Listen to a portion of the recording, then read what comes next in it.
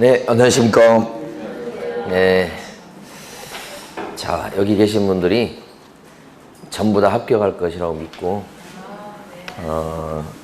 아니, 빈말이 아니고, 정말 여러분들이 어려운 환경 속에서 너무 열심히 공부해가지고, 그런 사람들이 다 합격하는 겁니다. 자, 그러면 오늘 마지막 주인데, ODR 차례면 첫 시간에 해야 될 게 교육하고요, 포상금, 수수료 요 세 가지를 할 겁니다. 자, 교육에 대해서 제가 설명을 드려봅니다. 교육이 네 가지입니다. 실무교육, 그 다음에 직무교육,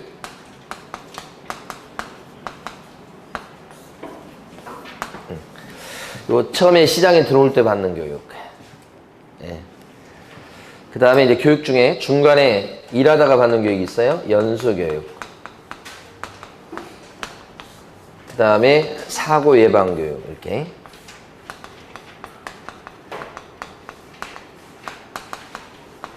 일하다가 중간에 받는 교육. 이렇게 됩니다. 여러분, 그 교재는 어디냐면, 볼게요. 교재는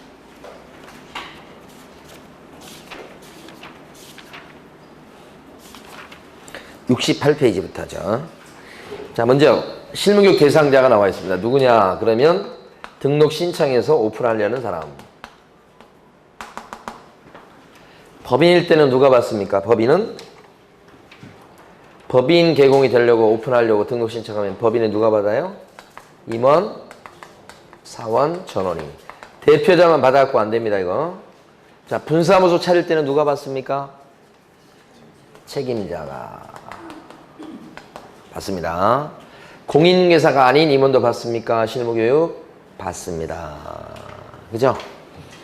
교재에 안 나왔지만 하나 알아둘 건 특수법인의 임원은 받습니까? 지역농협의 임원요? 안 받죠, 여기는. 왜냐면 등록 기준 적용이 없으니까. 그것까지 알아두셔야 됩니다. 자, 그 다음에 이제 소공으로 취직하려는 사람도 받는다. 그죠? 특히 책임자가 아닌 소공, 그 사람도 받습니까? 아까 책임자는 받는 거 했고, 책임자가 아닌 소공도 받습니까? 받습니다. 이렇게 하는 거죠. 신청하려는 자, 이렇게. 아니면 소공으로 취직하려는 사람.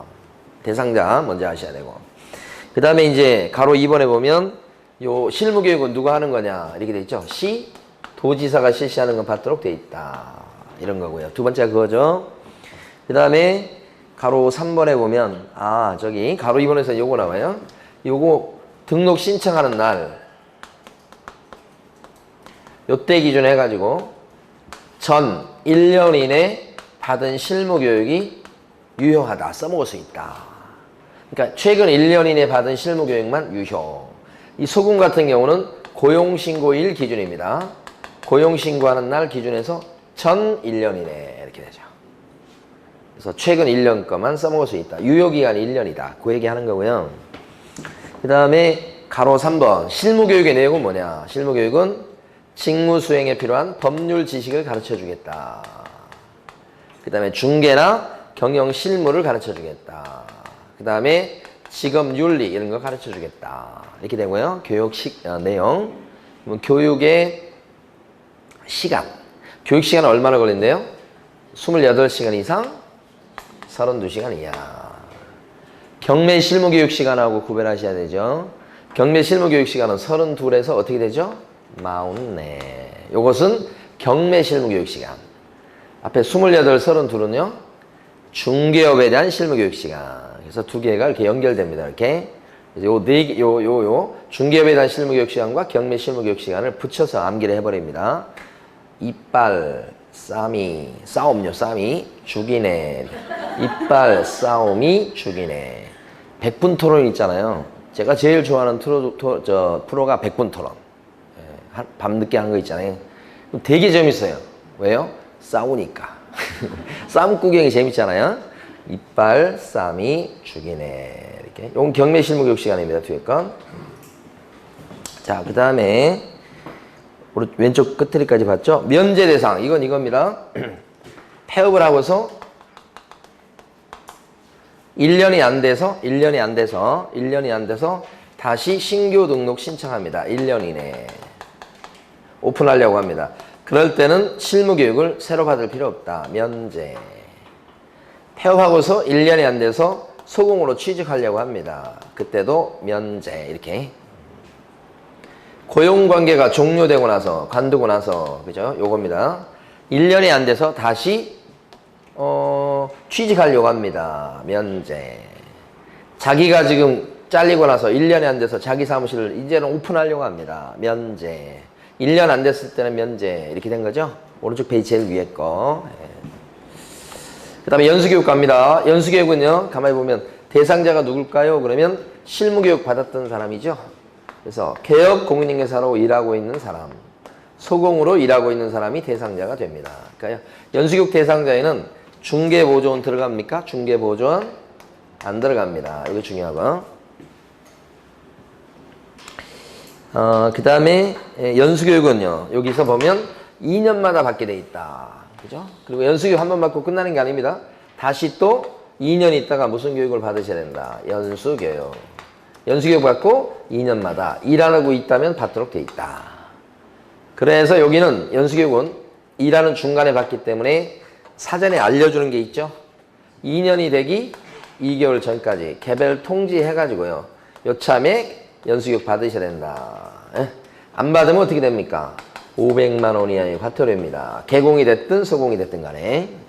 그런 얘기가 나옵니다. 2년마다 받게 돼 있고. 가로 2번에 보면 교육의 내용이 뭔가. 연수교육은요. 자, 법이나 제도의 변경사항. 이렇게. 그 다음에 중개 및 경영 실무. 하나 더 있죠? 지금 윤리 등. 그러니까 실무나 윤리는 똑같은데 이제 앞에 변경사항이 다른 거죠? 요걸 잘 기억하시고. 변경사항 그러면 연수교육. 법률 지시 그럼 무슨 교육이죠? 실무교육. 요 구별하시고. 교육시간이 12시간 이상, 16시간 이하. 이렇게. 자, 12시간 이상, 16시간 이하죠? 제가 이제 초등학교 때 제 첫사랑 이름이 이연수라고 그랬습니다. 이연수. 광주 도시에서 이렇게 전학을 왔는데 그냥 얼굴이 하얘요. 이 학생이. 저희 시골에서 애들 보면 우리 동창들 보면 전부 다 얼굴이 시커먼데 도시에서 와서 그런데 얼굴이 하얘요. 그래서 잊을 수가 없어요. 이름이 이연수. 이렇게. 그 5학년 때인가 전화가 왔는데 이제 집에 놀러 오라고 그래서 놀러를 갔어요. 놀러 갔더니 집에 그네가 있어요. 집에. 그네. 그네 아시죠? 그네 타는 게 있고 그 다음에 또 요런 게 있어요. 요렇게 이렇게 돼 있어서 제가 그림을 잘 못 그리는데 어떻게 되지? 요렇게 여기 발을 여기다 딱 앉아 있으면 왔다 갔다 하는 게 있어요. 여기서 요렇게 이렇게 하는 거. 하여간 그런 게 있어요. 이게 있는 거예요, 집에. 나중에 알고 보니까 자기 아버지가 교육장이에요. 교육장이라고 하는 건 이제 교육구청장인가? 하여간 이렇게 해가지고 장학사보다 좀 높은 것 같더라고. 장학사급이나 좀 높아. 그러니까 돌아다니는 거예요, 자기 아버지가 이렇게. 공무원이에요, 공무원. 교육공무원. 관사에 있는 거예요, 관사. 관사인지 몰랐어요. 가보고, 야, 너네 집 진짜 부자다. 이렇게. 그네도 있고, 막 이것도 있고. 근데 무엇보다 인상 깊었던 것은 얼굴이 하얘요. 그래서 연수교육은 그래서 몇 년마다 받는다고요? 2년. 그래서 연수교육 받기 전에 2달 전까지 받으라고 통지해야 된다고요? 근데 이 이연수란 친구의 집에서 부르는 이름이 연실이에요. 연실이 좀 촌스럽죠? 그래서 연실이, 일자다, 일. 연실이, 일로 와. 일로 와. 이렇게 되는 거죠. 16. 일로 와. 16. 연실이, 일로 와. 놀자고요, 여기서. 아우, 창피해. 연실이, 일로 와. 이렇게. 연실이, 집에서 부르는 이름이 연실이에요. 연실이, 일로 와. 이렇게. 다 했습니까? 저희가. 그 가로 3번 중요하다고 말씀드렸습니다. 2년이 되기 2개월 전까지 통지. 이렇게. 자, 거기는 공고가 없어요, 여기는. 왜냐면, 공고하게 되면 모르고 지나갈 수 있어요. 그러니까 공고 안 하고 다 개별 통지한다는 거. 공고 X 써두시고. 자, 그 다음에 이제 직무교육과입니다. 직무교육. 자, 직무교육 대상자 누구게요? 대상자는 중개보조원으로 취직할 사람. 이렇게. 뭐 직무교육은 어떤 교육인가? 뭐 교육이 별거 없어요. 직업, 윤리 등 이렇게 됩니다. 별거 없죠? 교육 시간이 조금밖에 안 됩니다. 교육 시간 어떻게 돼요? 3시간 이상, 4시간 이하. 3시간 이상, 4시간 이하. 이죠? 그래서 이제 우리 직무교육이니까요. 교육 시간은 3시간 이상, 4시간 이하. 직삼각형, 직사각형, 직삼각형, 직무교육 시간. 직삼각형, 직사각형. 하여간 그런 게 있죠? 수학에서. 직삼각형, 직사각형. 이렇게. 직무교육 시간입니다. 그 다음에 이 원리가 그대로 적용됩니다. 중개보조원으로 고용신고일 전 1년 이내 것만 써먹을 수 있다. 무슨 교육이요? 직무교육이. 그리고 잘리고 나서 관두고 나서 1년이 안 돼서 다시 취직하려고 했을 때는 직무교육을 다시 받을 필요가 없다. 면제이 이렇게 되죠. 자, 그 다음, 근데 중요한 거 안 했네, 이거. 이 직무교육은 시도지사가 실시하는 것도 있지만, 또는 누구도 들어가요? 등록관청. 거기 나와 있죠? 요 등록관청 중요합니다. 등록관청, 여기 나옵니다, 여기요. 여기는 등록관청 없습니다. 여기는 시도지사. 여기도 누구요? 시도지사. 근데 직무교육만 여기 뒤에 누가 나와요? 등록관청. 요거 중요하고요. 자, 그 다음에 다음 페이지가 교육시간 나와 있고요. 그 다음에 사고 예방교육입니다. 이 사고 예방교육도 연수교육처럼 일하는 중에 받는 건데 이건 간단히 하십니다. 모든 관청이요. 모든 종사자한테 할 수 있다. 이렇게 돼 있어요. 무슨 교육을요? 예방교육을요. 모든 관청이 합니다. 모든 사람에 대해서 할 수 있습니다. 사고 예방교육 할 수 있다. 근데 두 가지 특징 여기서 기억하셔야 됩니다. 이것도 일하기 전에 일하는 중간에 받기 때문에 받으라고요. 대상자에게 통지를 하거나 또는 공고하게 되어 있습니다. 이건 공고도 가능합니다. 통지하거나 또는 공고하도록 되어 있습니다. 공고도 인정해요. 꼭 받아야 될 의무가 있는 건 아니거든요. 꼭 해야 될 의무가 있는 것도 아니고 할 수 있다 이렇게 되어 있으니까. 근데 언제까지 이걸 개별 통지하거나 또는 공고합니까? 10일 전까지. 그래서 10일이라는 기간 꼭 기억하시고 그 차원에서 열 예방이다. 열 예방. 예방교육은 열흘 전에 공고나 통지하셔야 된다. 이거 하나고요. 열 예방 하나 기억해야 되고 또 하나가 뭐냐면 여기 교육비 지원이 이루어집니다. 교육비 지원. 교육비 지원. 네. 교육비 지원이 이루어진다. 나머지 앞쪽에 요 교육이 있잖아요. 요 세 가지 교육. 요게 연수교육, 실무교육, 직무교육은 돈 내고 받습니다. 일종의 의무입니다. 이렇게 창업하거나 취직하려면 의무적으로 받아야 되는 거고요. 일하려면 계속 일하려면 중간에 의무적으로 받아야 되는 겁니다. 그러니까 요 세 가지는 의무인데 요건 의무가 아니에요. 그래서 이건 공짜로 받는 교육입니다. 공짜 교육이에요. 공짜. 돈 내고 받는 거예요. 돈 내고. 그러니까 강사료 문제가 없습니다. 돈을 내고 받기 때문에. 근데 이건 공짜 교육이 되기 때문에 강사료를 갖다가 나라에서 지원합니다. 그 교육비 지원. 그러니까 교육비 지원은 어디에만 있다고요? 사고 예방교육. 그래서 그 가로 2번, 네모 4번에 가로 2번에 보면 셋째 줄에 10일 전까지 하면서 그 밑에 줄에 공고하거나 통지해야 됩니다. 그렇게 돼 있죠? 그 10일 전을 꼭 기억하셔야 되고 그 가로 2번 제목 옆에다가 써두실 게 뭐라고 써두셔야 돼? 교육비 지원. 이렇게.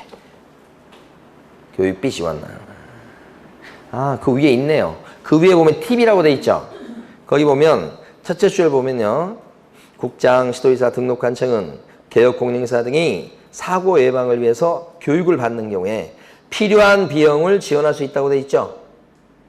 그죠? 요게 뭐예요? 교육비 지원. 그러니까 교육비 지원은 어디에만 나와요? 예방교육.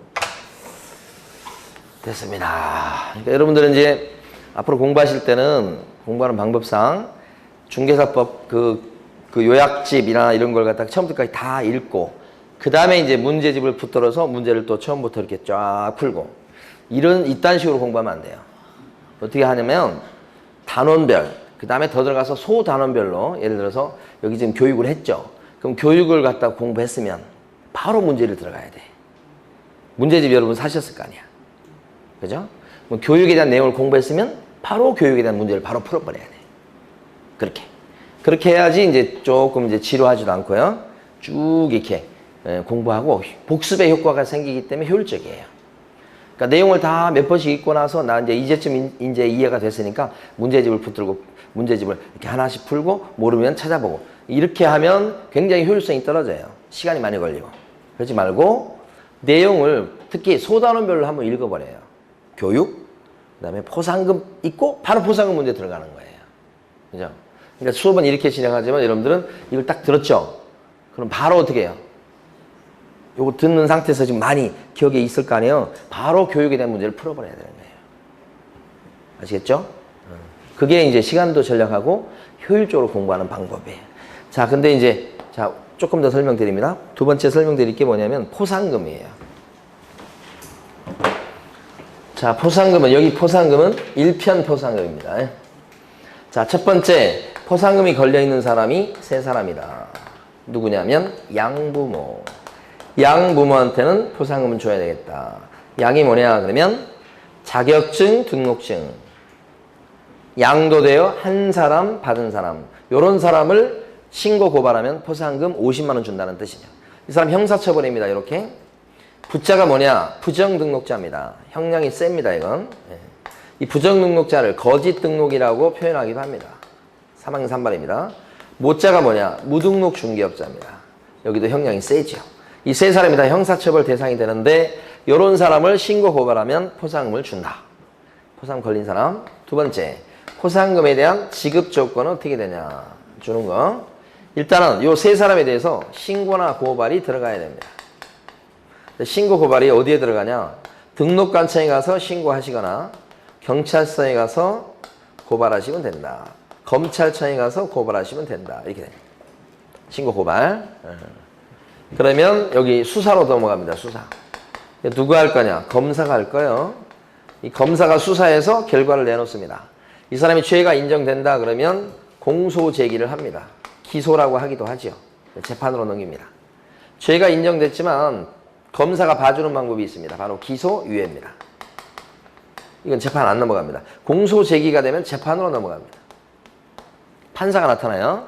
판사가 이제 유죄 판결을 때릴 수 있고 유죄 판결 아니면 죄가 없을 때는 무죄 판결 나고 뭐 그럴 수도 있는데 대부분 유죄 판결 납니다. 판사가 하면 무죄 나는 경우 잘 없고 이렇게 됩니다. 근데 이때 이제 포상금은 언제 주냐 지금 이제 봅니다. 포상금 지급 조건, 포상금을 주는 조건을 가만히 보면 이 검사가 죄를 인정해서 공소 제기가 되면 포상금을 받고 아니면 기소유예 결정이 내려져도 포상금을 받습니다. 근데 만약에 검사가 무혐의 처분을 했다. 무혐의. 그러면 죄가 없다고 한 거예요. 검사가 죄를 인정 안 한 거죠. 이때는 포상금이 안 나온다. 이렇게. 무혐의 처분일 때는 안 나오는 거예요. 이렇게. 근데 공소 제기가 돼서 만약에 무죄 판결 받으면 포상금 나올까요? 이미 이때 나왔어요. 포상금을 갖다가 반환하지 않습니다. 토해내지 않습니다. 그러니까 무죄 판결 받았다 그러면 포상금 받는다고 하시고 무혐의 처분은요. 안 받는 거고. 두 개를 잘 혼동하십니다. 판결이라는 얘기가 나오면 판사가 했다는 얘기입니다. 무혐의 처분은 검사가 했다는 얘기입니다. 무혐의 처분은 포상금 안 나오고 무죄 판결은 나오고 이렇게 기억하셔야 돼요. 근데 아무리 공소 제기가 되고 기소유예 결정이 돼도 이 신고 고발이 행정관청에서 발각되기 전에 신고 고발이 들어갔어야 됩니다. 신고 고발했는데 벌써 알고 있습니다. 등록관청이 또는 수사기관이. 그래갖고는 포상금이 안 나옵니다. 예? 그러니까 포상금 지급 조건은 발각되기 전에 신고 고발하시고 두 번째 공소 제기 아니면 기소유예 결정이 나야 됩니다. 이렇게. 자, 우리 교재는 이게 어디에 있는 거냐면요. 72페이지에서요. 포상금 나온 게 72페이지죠. 가로 1번에 여기 지금 보면 여기요. 걸린 사람 세 사람이 박스에 있는 겁니다. 양부모. 그 얘기죠. 그 다음에 이제 가로 2번은 포상금 지급입니다. 지급. 얼마를 줘요? 한 건당 얼마? 50만원. 50만원인데 요게 돈이 모자랄 수 있으니까 국고에서 보태주는 제도가 있죠. 근데 국고에서 보태줄 때는 전부를 보태주지 않고 일부만. 그 일부가 어느 정도나 돼요? 50%까지. 50%까지를 100분의 50 이내 이렇게 얘기합니다. 그래서 가로 2번에 동그라미 1번이 한 건당 50이요 이렇게 돼 있고요. 동그라미 2번 첫째 줄을 보면 포상금은 신고 대상에 해당하는 자가 행정기관에서 발각되기 전에 등록관청이나 수사기관에 신고 고발한 자에 대해서 주는데 그 신고 고발 사건에 대해서 검사가 어떻게 했어야 됩니까? 공소제기 아니면 뭐요? 기소유예 요거죠. 동그라미 3번 이때는 건당 50만 원이지만 일부를 국고에서 보조할 수 있다고 했어요. 보조 비율은 100분의 50 이내. 제 끝줄이죠? 이렇게. 자, 그 다음에 이제 지급할 때는 누가 포상금을 지급하느냐? 등록관청에서 지급합니다. 오른쪽 페이지 제일 위에. 등록관청이 포상금을 지급한다. 딴 데 주는 게 아니고 등록관청만 줘요. 수사기관은 포상금 줍니까? 없어요. 포상금은 누가 줘요? 등록관청. 신고 고발은 어디 가서 합니까? 등록관청에 가서 신고 고발해도 되고 수사기관 가서 해도 되죠. 신고 고발은. 막상 포상금은 누가 줘요? 등록관청. 수사기관 안 주고요. 이때는 여기는 지급 결정이 나면 1개월 이내 지급하게 돼 있죠. 그 1개월을 기억하셔야 된다. 그 다음에 이제 네 번째가 여러 명이 신고 고발했을 때 어떻게 하느냐. 여러 명. 그래서 공동으로 신고 고발했을 때는 균등하게 배분하고 이렇게. 다만 공동으로 신고 고발했을 때 공동으로 신고 고발한 사람이 합의한 방법이 있을 때는 무조건 합의한 방법에 따라가고 합의가 우선하고 없을 때는 똑같이 이렇게.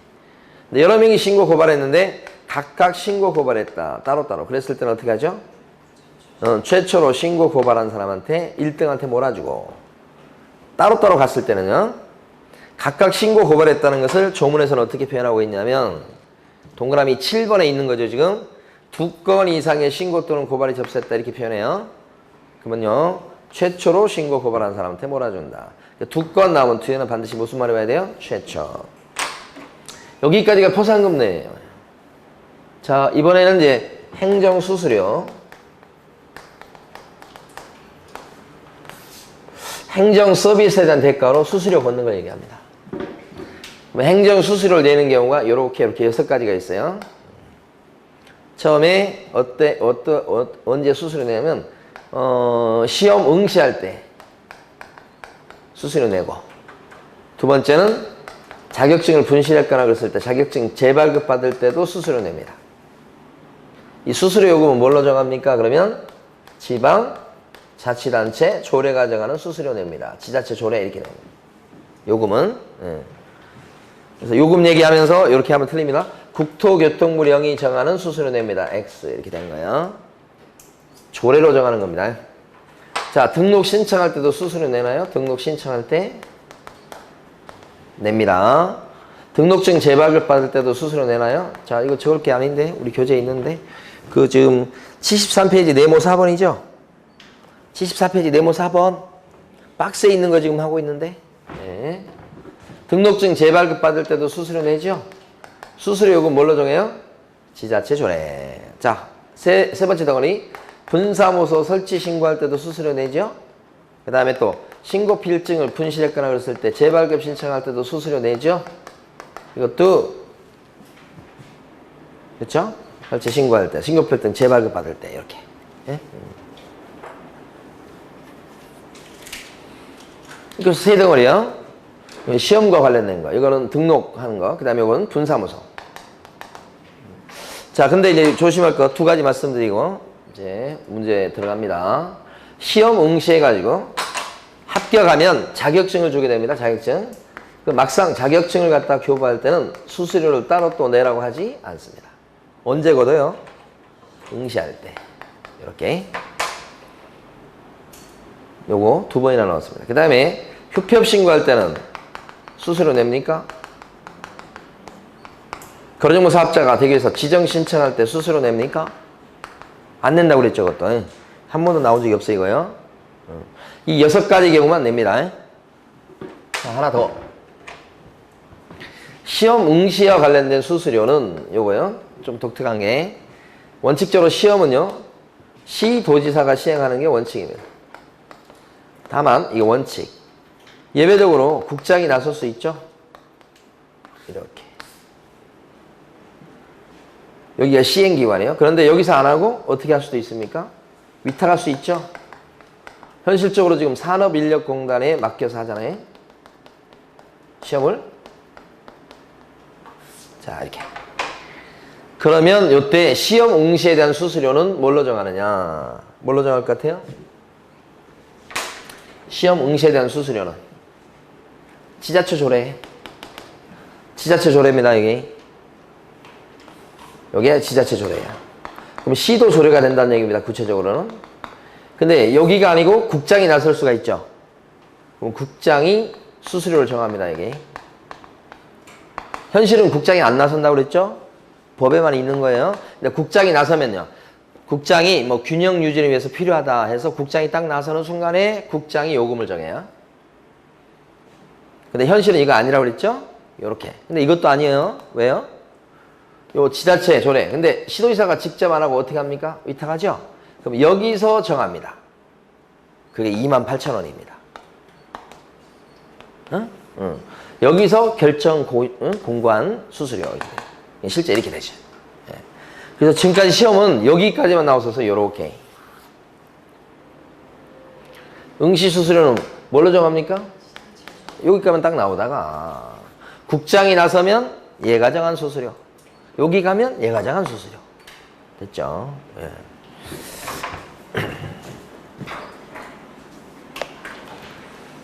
거기 보면 73페이지 네모 4번의 둘째 줄 보세요. 다만 공인중개사 자격시험을 국토교통부 장관이 둘째 줄에요.